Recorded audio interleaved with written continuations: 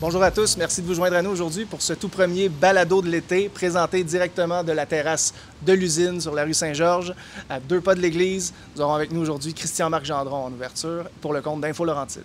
Merci beaucoup. Donc, on est à notre première édition du balado de l'été avec notre premier invité, Christian-Marc Gendron, le pianoman du Québec. Christian-Marc, merci d'accepter l'invitation. Ça fait très plaisir. Écoute, on commence direct avec ton succès, Pianoman 3. Oui. Parle-moi un peu de ce spectacle-là en quelques chiffres. Pianoman 3, écoute, c'est dans la dernière année, on a franchi le cap des 70 000, 75 000 billets vendus dans la dernière année et demie, dans le fond.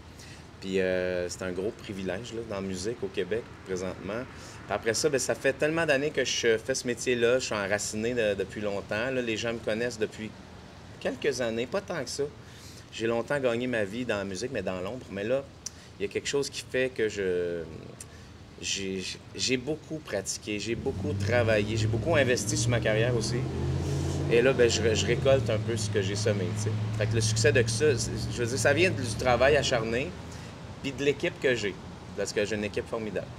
Bien, je te vois dans ton attirail sportif. Oui, clairement, je suis ambassadeur de l'équipe des Cardinaux des Laurentides parce que je suis copropriétaire avec François Rousseau de cette belle équipe-là. Ça me rend très heureux, je te dirais. Oui, bien c'est ça, puis ça reflète aussi ton côté gars d'équipe. Oui. Puis oui.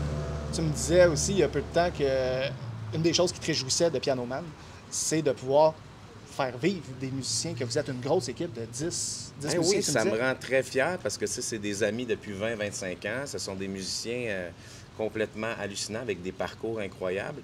Mais c'est vrai que la musique a beaucoup changé. Avant, un musicien... Tu sais, moi, j'étais longtemps musicien accompagnateur. Je vais te donner un exemple. Quand j'étais pianiste avec Sylvain Cossette, on faisait 5 shows par semaine. On avait des conditions incroyables. Ça l'arrêtait jamais, ça se calmait jamais. Donc, on avait toujours du boulot, tout le temps le fun, tout le temps dans des belles conditions. Mais ça a beaucoup changé. Maintenant, un artiste ne peut pas faire juste... Un musicien ne peut pas jouer avec une seule tournée. Il faut qu'il joue avec plusieurs tournées pour boucler son année. Alors moi, j'accepte que mes musiciens se fassent remplacer parce que c'est mes frères. Je sais c'est quoi être pigiste. Alors, les autres ne sont pas stressés. T'sais, ils savent que leur job est garanti avec moi. Va t'amuser avec Isabelle Boulay, va t'amuser avec Garou, va t'amuser avec un tel. Et puis moi, reviens me voir. Puis, donc, c'est ça la vibe avec mes musiciens, c'est qu'on se fait des passes à la palette. Et puis, ça me rend très heureux de les avoir à côté de moi. Fait que moi, je veux les gâter longtemps, je veux les garder longtemps. Et pour ça, il faut que je leur trouve du boulot. Puis ça me rend très heureux tout ça. C'est tous des gens de cœur que j'ai à côté de moi. Tu as clairement la réputation d'être un showman incroyable. Oui, ça me rend très heureux de faire ce métier-là. Enfin, devant des salles pleines avec ma blonde à mes côtés, Manon Séguin. J'ai ma fille Cara qui danse à nos côtés. Puis c'est ça. Avec l'équipe que j'ai goût d'aller à la guerre. C'était l'équipe de tournée. Puis là, je me suis impliqué dans le baseball. Fait que oui, j'ai 2 équipes. Puis il y a beaucoup d'analogies à faire entre les deux. C'est pas la même mentalité du tout. Les musiciens sont très progressistes, puis les sportifs sont très conservateurs. Oui. Fait qu'il faut que je m'adapte aux 2 univers, mais j'aime ça. Puis, parle-nous un peu, tantôt, on en a glissé un mot, les Cardinaux. Oui. Ça fait combien de temps que tu es avec l'équipe? C'est ma 4e saison avec eux autres. Et puis, au départ, c'est les Cardinaux de Saint-Jérôme. Après ça, on est devenus les Cardinaux des Laurentides. Cette année, c'est une année plus difficile, je vais te le dire, parce qu'on n'a pas de domicile fixe. Alors, il y a 2 villes qui nous ont accueillis pour l'été, qui nous accueillent. Il y a Boisbriand, puis il y a la ville de Repentigny. C'est le fun, mais c'est pas notre secteur. Alors, puis on a eu des offres de déménager l'équipe, de vendre l'équipe, à bon prix d'ailleurs. OK. Puis j'ai pas le goût de ça. Mon partenaire, François Rousseau, encore moins. Ouais. On veut garder ça dans le Nord. Fait qu'on essaie vraiment de se trouver une place dans les Laurentides. C'est vraiment ça. Puis là, écoute, on en parlait tantôt, Pianoman 3, c'est absolument fulgurant. Tu as eu la chance d'être invité à Star Academy puis d'avoir vraiment du fun avec une cohorte d'académiciens qui était incroyable cette année. Oui. Comment tu as vécu l'expérience? C'est un plateau plus grand que nature. Là. C'était incroyable. La chaleur humaine sur le plateau, Jean-Philippe Dion, ça se pense à son image. Les musiciens étaient extraordinaires. J'ai adoré les candidats cette année de Star Academy. C'est inspirant de la jeunesse de même parce qu'il y en avait beaucoup de très, très, très bons. Puis il y en avait beaucoup des très, très travaillants. Puis moi, j'adore ça. Tu vois, demain, je suis en spectacle au Zénith à Saint-Eustache. Et puis j'ai invité la jeune Victoria à venir faire une tourne avec moi. Puis j'ai dit oui, parce que je trouvais qu'elle a eu un beau parcours. Elle a défait les pronostics un peu. Oui.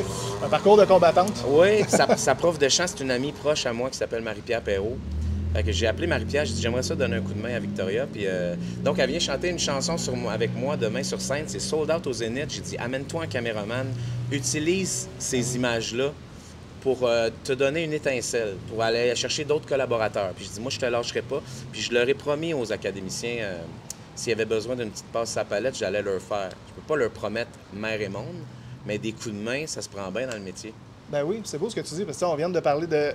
Tu pensais pas que ta carrière allait redécoller à ce stade-là dans ta vie. Pas du tout, ouais. Et là, on voit clairement que tu veux redonner au suivant aussi, payer oui, au bien, suivant. ma mère m'a inculqué ça, puis ma mère m'a toujours dit, les gens que tu aides, c'est pas les gens nécessairement qui vont te rendre l'appareil, mais eux vont aider d'autres, puis les autres vont aider les autres. Pour faire une grande chaîne d'entraide, puis c'est ça le bien commun aussi, c'est l'entraide. Moi, je crois beaucoup à ça, de livrer du bonheur, puis inspirer les autres à faire la même chose. Tu parles de ta mère, je sais que tu l'as perdue cette le 30 année. décembre. Désolé. C'était une fière géromienne aussi, ma mère, puis elle était très aimée dans la région. Là. Ouais. Cette leçon-là qu'elle t'a donnée d'aider les autres, comment elle te l'a transmis autre que par la parole? Ma mère était très, très humble. Elle me disait, sois discret avec tes réussites, sois humble, puis elle m'a appris ça, tu sais. C'est difficile parce que souvent, on se valorise par nos réussites, puis on aime ça que les autres le sachent pour... Mais ultimement, ça n'a pas tant d'importance, tu sais. Faut être dans la bonne énergie, puis là, je suis sur mon X dans le sens que je prends rien pour acquis. Le succès que j'ai, ça fait en sorte que je pratique encore 10 heures par semaine sur mon piano. Je veux devenir le meilleur pianiste que j'ai jamais entendu moi-même. Après ça, il y en a plein des très, très bons, mais... T'es un gars de même. Je suis un travaillant. Ouais, je veux être fier de moi tout le temps. Puis c'est ma mère, ça vient de ma mère, ça. Ma mère était travaillante, elle était tenace et discrète. Christian Marc, un sujet que je veux absolument aborder avec toi, c'est ton dernier album.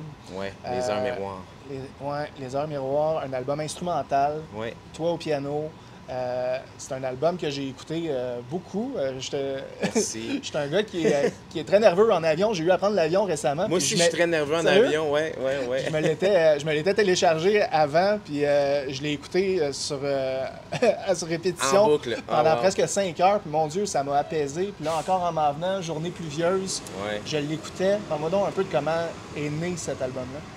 Bien, comme je t'ai dit, je suis toujours sur mon piano à la maison, en train de pratiquer ou d'écrire ou de... Et j'avais quelques mélodies en banque. Et puis, ben là, quand ma mère est décédée, j'avais envie de lui rendre hommage à travers un... C'est un petit requiem pour ma mère, cet album-là, tu sais. C'est une enfilade de chansons, mais c'est une enfilade surtout de suites d'émotions.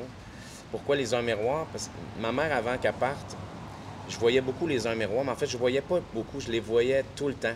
Je ne voyais que ça. Puis à un moment donné, ma blonde Manon a dit « Voyons, c'est parce que tu les remarques. » Je dis « Non, mon amour, je ne vois que ça. » C'était trop fort là, dans la synchronicité de tout le temps voir ça. Puis à un moment donné, ça me troublait.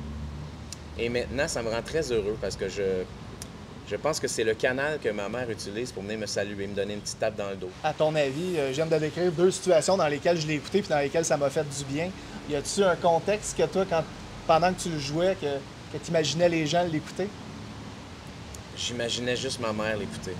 C'est spécial, hein? Ben, c'est super beau. Fait qu'après ça, je me suis détaché de ça. Tu sais, ça me touche beaucoup, qu'est-ce que tu me dis, puis ce que tu m'as dit en pré-entrevue, là. Puis j'ai des commentaires un peu semblables qui reviennent presque à chaque semaine. Je pense peut-être avoir une nomination à la disque. Là, en tout cas, mon équipe a proposé l'album à la disque. On a eu une réception quand même positive. Ouais. J'espère d'avoir une petite nomination. Ça serait ma première. Ah, ben. En 30 ans de carrière, après 7 albums puis plusieurs collabs. Fait que, tu sais, je serais fier. Mais je pensais pas que ça allait passer par cet album-là. Mais... Il y a quelque chose d'extrêmement humain dans cet album-là. Ouais. Puis quelque chose qu'on ne perd pas, par contre, même si c'est de la musique instrumentale, c'est ton côté pop, les mélodies. C'est très pop. On entend presque une structure. Souvent dans l'instrumental, ça va être un peu plus progressif. Oui, tu as raison. Je trouve qu'on a des leitmotifs dans tes chansons. Fait que c'est quand même accessible pour le grand public. C'est catchy, ouais, c'est ça. Les mélodies restent dans la tête. J'y tiens, je suis un gars qui aime les mélodies qui restent dans la tête. Alors, je tenais à ça, mais ça fait partie de mon bagage. Tu sais, moi, je viens beaucoup de l'école David Foster, Bruce Hornsby, ces gars-là, Elton John, Billy Joel, oui. Fait que, ouais, en tout cas, c'est des beaux compliments. Merci. Ah ben là, tu viens de me dresser la table parce que j'avais une petite surprise pour l'entrevue. Ah oui, c'est ça qu'il y a là-dedans. J'ai amené Ah mon Dieu, un mélodica. Un mélodica Okay. avec lequel je vais vouloir... Là, je ne sais pas si les gens le voient, là, mais c'est... En fait, c'est un mini clavier qu'on utilise un peu comme pas un accordéon, mais il faut souffler dedans. Exact. Il y a des petits clapets et puis ça donne des sonorités.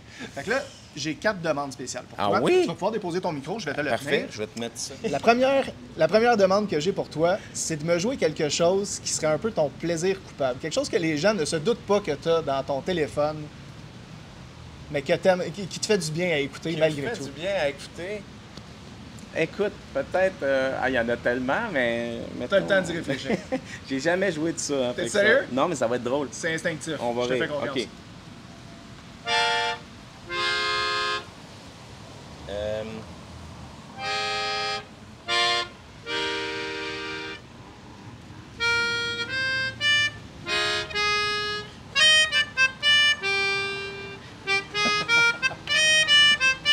Copacabana.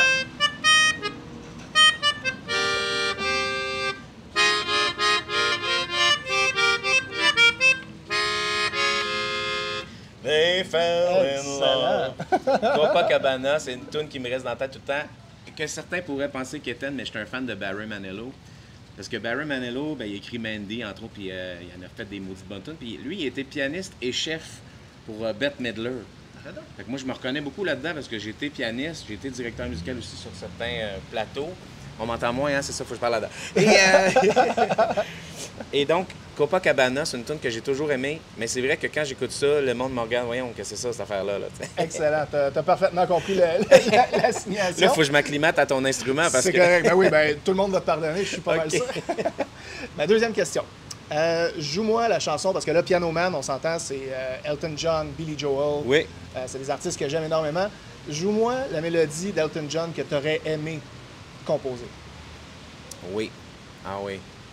Oh, mais là, c'est pas mal toutes les mélodies d'Elton John. S'il y en a... Ouais, attends une minute. Il faut choisir. Oui.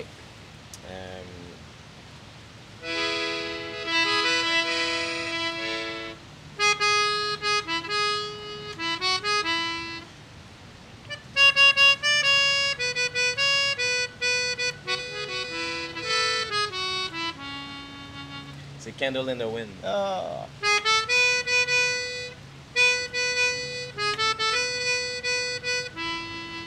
C'est beau. Pourquoi hein? celle-là plus qu'une autre? C'est un chef-d'œuvre, cette chanson-là. Quand je chante ça, j'ai des gros frissons. Goodbye, no my dream, though I never knew you at all. You have the grace to hold yourself while those around you crawl. Tabarouette, moi, quand... Et puis j'ai eu la chance d'aller le voir, Elton John, à Paris, il y a 2 ans. Mon gérant m'amène à Paris, puis il dit, je t'amène voir Elton John, c'est son dernier soir à Paris. Il ne fera plus jamais d'amphithéâtre, il va faire des résidences peut-être à Vegas. Je dis, ah ouais, OK, mon Dieu. Puis ce qu'il m'a pas dit, c'est qu'on arrivait très tôt dans l'après-midi. C'était à Bercy. C'est comme l'aréna de Bercy, là. C'est un gros aréna à Paris. Bien, pour nous, c'est un petit aréna, mais pour eux, c'est gros. Puis, mais c'était fantastique. Puis j'ai eu passé toute la journée avec son équipe technique. J'ai rencontré son technicien, son piano-tech, qui accorde ses pianos, qui lui donne des conseils, tout ça. J'ai pris des photos sur scène avec son piano. Ouais. Même chose, Billy Joel. Ah, Billy Joel... Là, ça va être plus dur, hein, parce que tu m'as dit que Billy Joel... Ouais, c'est vraiment il est une coche de mon plus. idole absolue. Mais s'il y a une chanson que je peux te faire, c'est parce que ce ne serait pas une chanson connue du grand public. Alors, C'est pas grave. Non? La tienne. La mienne, Ouais. c'est... Va falloir que peut-être que tu me Ça s'appelle- donnes la réponse, là, mais... je te dis le titre, OK? Ça s'appelle Scenes from an Italian Restaurant. Cette chanson-là est très importante pour moi parce que quand je faisais du... Je tiens le micro, mais c'est celui-là. Quand je faisais du piano-bar, surtout aux États-Unis, là, je me faisais toujours demander cette chanson-là, mais c'était très difficile à Bottle exécuter pour Red. moi. J'étais intimidé, je la faisais pas. OK? Je changeais un peu de sujet, j'en faisais une autre, puis tu sais, le monde aimait ça pareil. Maintenant, je la fais dans mon show parce que c'est une chanson qui a une grande signification pour moi.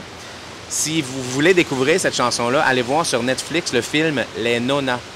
Les Nonnas, ça veut dire les grands-mères Ça vient de italiennes. sortir, Ça vient ça? de sortir avec Vince Vaughn, un super beau film. Puis cette chanson-là, elle joue dans ce film-là, puis la scène avec cette chanson-là, c'est incroyable. Là, il y a beaucoup de pluie, hein? Je pourrais te faire pleurer dans la pluie plus que C'est d'autres ça, choses. ouais, c'est ça. C'est ça, tourner en climat naturel. Fait que, Vive l'été au Québec. OK, mais je peux te faire un peu la mélodie. Ouais, juste J'espère un qu'on petit va peu. l'entendre. Ça fait...